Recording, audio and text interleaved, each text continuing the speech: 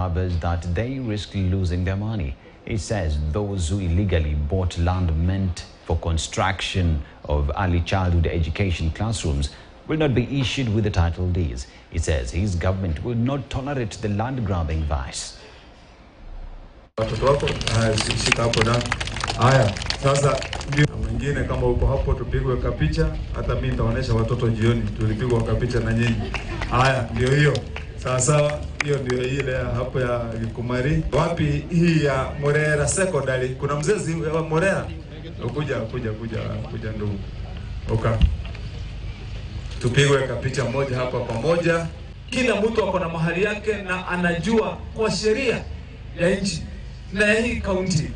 Kama mmegawa ardhi kama hii na wananchi wanakuja kuishi, lazima kubakie ardhi ya kuhudumia wananchi, ile tunaita public land. Ama tunatengeneza zile hospitali za watoto wetu, viwanja kama hii ya watoto wetu kuchezea. Lakini watu wengine, na mimi nataka niwaambie nikiwa hapa Gatongora, kwa vile hapa Gatongora ndio hii watu wamezidi. Hii mchezo waache.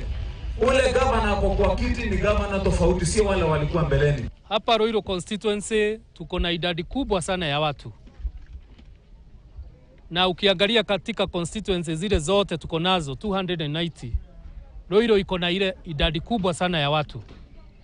Na kwa hivyo mimi ningetoa wito tuweze kupewa constituency zingine mbili.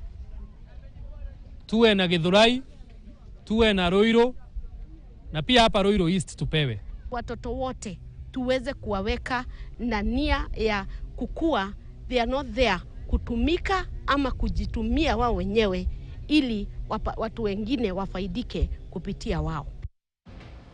Many learning has been paralyzed at St.